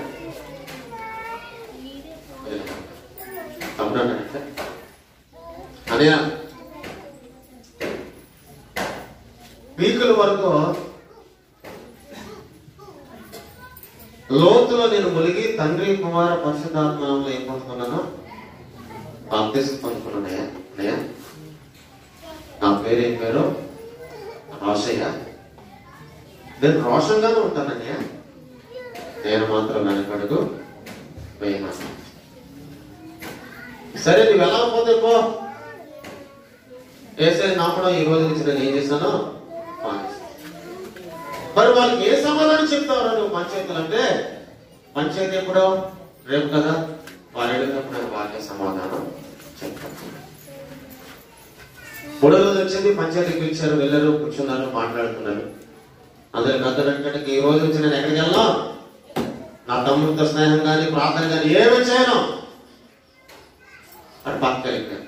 భార్య పక్కన మరి నీ పరిస్థితి ఏంటో రాసాయనంటే, అయ్యా, పీకుల వరకు లోతు నేను ములిగి నేను ఎవరికి మాట ఇచ్చాను? నా దేవునికి, నేను నమ్మిన దేవుడికి మాట ఇచ్చాను. ఏనాడు కష్టం వచ్చినా, శ్రమ వచ్చినా, బాధ వచ్చినా, దుఃఖం వచ్చినా, ఎన్ని బాధలు ఎదురైనా, ఎన్ని కలవరాలు ఎదురైనా, ఎన్ని కలతలు ఎదురైనా నేను వెనకడుగు వేసేదే లేదు అని నా దేవుడికి నేను మాట ఇచ్చానయ్యా. నా దేవుడికి నేను మాట ఇచ్చానయ్యా, నేను మాత్రం వెనకడుగు వేసేది. ఒకవేళ మీరు నన్ను ఊరి నుంచి వెళ్ళేసినా, ఊరి నుంచి దూరపరిచినా, ఊరి నుంచి వెళ్ళగొట్టమన్నా, ఊరి నుంచి పొమ్మన్నా పోతాను, కానీ హృదయంలో ఉన్నటువంటి నా దేవుడు మాత్రం నేను తీసివేయని చెప్పేసి భార్య భర్తలు ఇద్దరు మోసంకి ఏం చేశారంట? సమాధానం చెప్పారు. పంచాయతీ తీర్పు ఏం చెప్తారు? ఊళ్ళో ఉన్న వాళ్ళు ఎవరు కూడా మాతో ఊళ్ళో వెళ్ళేస్తారు. ఊరు సింపరగా పోయి అక్కడ ఒక చిన్న గుడి చేసుకున్నారు, పాకేసుకున్నారు. రోషయ్య, రాఘవమ్మ, వాళ్ళిద్దరికి నలుగురు వచ్చి వాళ్ళకి పోయి గుడి చేసుకుని పాకేసుకుని అందులో నివసించడం మొదలు పెట్టారు. పంచాయతీ తీర్పులో ఒక ఆజ్ఞ పెట్టారు, ఎవరు మాట్లాడకూడదు, ఎవరు ఏమి ఇవ్వకూడదు, ఎవరు మంచిది లేవకూడదు, ఎవరి దగ్గరికి ఎవరు కూడా వాళ్ళ దగ్గరికి వెళ్ళకూడదు, ఎవరు కూడా ఏ సహాయము చేయకూడదు. వారి ఇల్లు అంత దూరంలో ఉంటే అంత దూరంలో ఒక ముసలి వ్యక్తిని శక్తి పెట్టారట. ప్రతిరోజు ఉదయం 6 గంటల నుంచి సాయంత్రం 6 గంటల వరకు కూడా అక్కడే కూర్చుని ఉన్నాడు కాపలా. ఎందుకు? ఎవరైనా వెళ్ళే వారి ఇంటి దగ్గర మాట్లాడితే ఒకవేళ ఎవరికి తెలియజేయాలి?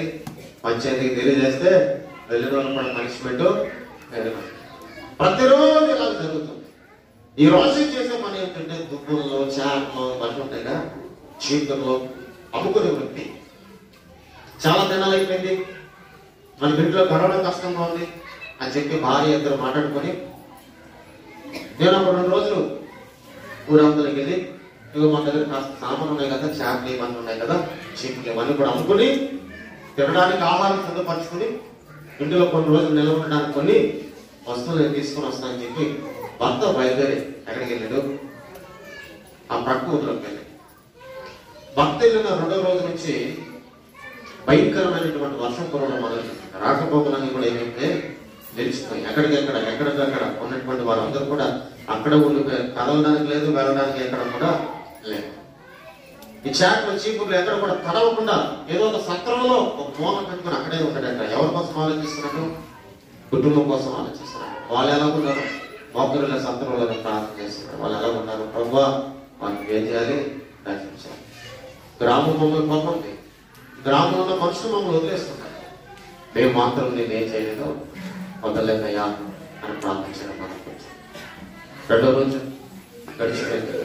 3వ రోజున తన పెద్ద కుమారుడికి జ్వరం, భయంకరమైనటువంటి జ్వరం.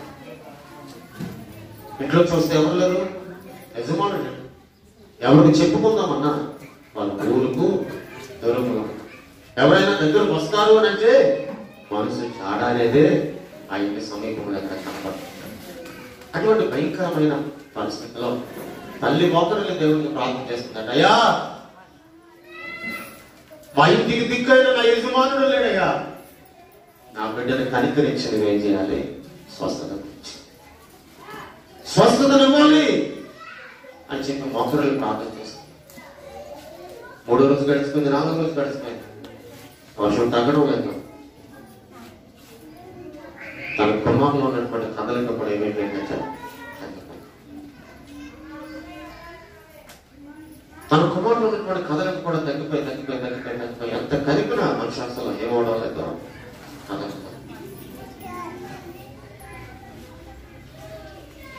తన కుమారుడు కదలకపోవడానికి కాకుండా ఏంటంటే ఆ రోజుల్లో మరి టెస్ట్లు ఇవన్నీ ఉన్నాయా? లేవు కదా. టెస్ట్లు కానీ, వెంటిలేటర్ కట్టడం కానీ, ఇంగ్లీష్ మందు వేసుకోవడం కానీ, టాబ్లెట్ వేసుకోవడం ఏమి లేవు. అంత నాటు వైద్యం, ఆ పసర ఈ పసర నూరేస్తే ఏమైనా తగ్గుతుంది. అన్ని రకాల తన కంటూ ప్రయత్నాలు అన్నీ చేసింది కానీ దేని వల్ల కూడా ఏమవలేదు. చివరికి తన కుమారుడు చనిపోయాడు. తన కుమారుడు ఎత్తుకొని ఇంట్లో వచ్చి బయటకు వచ్చి వాటిలో వదిలేసుకొని కొంచెం నేర్చుకున్నాను. అయ్యో, చూస్తే నా ఇంట్లో ఎవరు లేరు, నా కుమారుడు ఏమైందో. నువ్వు దేవుని నమ్మావు, దేవుని సన్నిధిలో దేవుని పాదాల చెంత నిలిచి ఉన్నాను. ఊరంతటికి మేము దూరస్తులుగా ఉండటం వల్ల ఊరిలో ఉన్న వారందరి యొక్క శాపం మా మీద అడవడం మొదలుపెట్టారు. ఈ విషయం తన భర్తకు మాత్రము తెలియదు. ఆ రోజున జమీందారులు డబ్బులు వారు మంచి వస్త్రాలు వేసుకుని ఊళ్ళోకి వచ్చేవారు. ఎందుకంటే పొలాలు కోసుకోవడానికి కానీ, కూట్టుకోవడానికి కానీ పని చేయించుకున్న ఎలాగొస్తారు? ఏ బట్టలు పడితే ఆ బట్టలు వేసుకొని వచ్చేస్తారా? మంచి నీట్గా బాగుందాక వస్తారు. ఆ మనుషులు చూసే మనం వెళ్తాం ఎక్కడికి? మనకు ఈ మనిషి ఏమన్నా డబ్బు కూడా కోత కోసినట్టు ఏమి చెందడు, డబ్బులు ఇచ్చేస్తాం. అటువంటి పొడబట్టి చుట్టూ తెల్లని వస్త్రాలు వేసుకునే వ్యక్తి ఆ మార్గం కూడా వెళ్తూ ఆమె ఏడుస్తూ ఉంటే అక్కడికి వెళ్ళి ఆకినట్టు, ఏ అమ్మాయి ఎందుకు ఏడుస్తున్నావు? ఇదయ్యా నా పరిస్థితి, ఊరంతా వెళ్ళేసింది, నా భర్త దూర ప్రాంతం వెళ్ళటం, కొంత సామాగ్రి అమ్ముకుని నా బిడ్డలకు కావాల్సిన సరుకులు 3 సరుకులు తీసుకుని వస్తాను వెళ్ళటం. ఈ తుఫాను వల్ల, వర్షం వల్ల నా భర్త అక్కడ ఆగిపోయటం, నా బిడ్డ ఇక్కడ చనిపోయాడు. ఏమి చేయాలో నాకు తెలియడం లేదయ్యా. నేను మాత్రం దేవునికి ప్రార్థన చేస్తున్నాను, బ్రతికించి ప్రభువా అని ప్రార్థన చేస్తున్నాను, స్వస్థపరిచి ప్రభువా అని ప్రార్థన చేస్తున్నాను, నా కుమారుని ద్వారా కొంత కార్యాన్ని జరిగించి ప్రభువా అని ప్రార్థన చేస్తున్నాను అని దాని తల్లి ఆ వాక్యం నిలబడి నేను వ్యక్తికి చెప్పాను. అది ఎందుకు ఏడుస్తున్నావమ్మా? నీ కొడుకు చనిపోయాడా? చనిపోలేదు అని చెప్పి ఆ నేల తడికి ఉంటే ఆ నేల మీద ఉన్న మట్టిని తీసి 2 చిన్న ఉండలుగా చేసి తన కుమారుడు నోట్లో చూస్తున్నాడు. తన కుమారుడు నోట్లో వేసి ఎప్పుడైతే తన కుమారుడు నోట్లో పోసాడో వాళ్ళు కదలడం, చేతులు కదలడం, కదలిక మొదలైంది. ఈ కదలిక ఎప్పుడైతే మొదలైందో, ఎవరైతే 2 నోట్లు చేసి తన నోట్లో వేసాడు ఆ వ్యక్తి మొక్కలో ఈ తల్లి ఏం చేస్తుందట? దివ్యమైన తేజస్సును చూస్తుందట. ఏం చేస్తుందట? దివ్యమైన తేజస్సును చూస్తుంది. దివ్యమైన తేజస్సును చూస్తూ ఎలా ఉంది నాయన అని చెప్తాను. కుమారుడు అడిగితే నాకు అంతా బాగుందమ్మా, లేచి కూర్చున్నాడు, ఉండు బాబు అని చెప్పి లోపలికి వెళ్ళి తన కుమారుడికి దాచినటువంటి ఆ బత్తకాయలు తీసుకుంటాడు. అప్పట్లో ఒట్లు ఉన్నాయి. ఆడుకోవాలి ఒట్లు దేనికంటే ఒట్లు ఎలా చేసుకోవాలి? ఏదైనా మూకుళ్ళు అయినా, ఏదైనా వంట అయినా దేంట్లో దాంట్లో పెట్టుకున్నాడు. ఆ ఒట్లో మూకుడుంటే మూకుట్లో దాచిన బత్తకాయలు తీసుకుని వచ్చిందట. తీసుకుని వచ్చే లోపల ఏ వ్యక్తి అయితే 2 వంటలు తీసి తన నోట్లో వేసాడో ఆ వ్యక్తి అక్కడ అన్నమాట మొక్కరిలో ప్రార్థన చేస్తున్నాం. అయ్యా, ఆ జమీందారు వల్లే నీవు మా ఇంటికి ఏం చేస్తావో అడుగు పెట్టావు. చనిపోయిన నా కుమారునికి ఏమిచ్చావు? నువ్వు స్వస్థతలు ఇచ్చావు అన్నాడు. దేవుడికి స్తోత్రం. హల్లెలూయా. నమ్ముతామని మనం ఇది నిజముగా జరిగినదండి, యథార్థమైనది. తిరిగి బ్రతికిన వ్యక్తి కొన్ని వేల ఆత్మలను దేవుడి వైపు తిప్పాడు. ఒక దైవజనుడిగా నిలబడ్డాడు ఈ రోజు. దానికి కారణం ఏమిటంటే ప్రార్థన చేయడం మనం మానేస్తే వాళ్ళ కార్యం జరగడం. అక్కడ అదే అన్నాడు. ఏమన్నాడు? సమయం దగ్గరికి వచ్చాడు, అయ్యా మా నిమిత్తము మీరు ప్రార్థన చేయట మానవద్దు.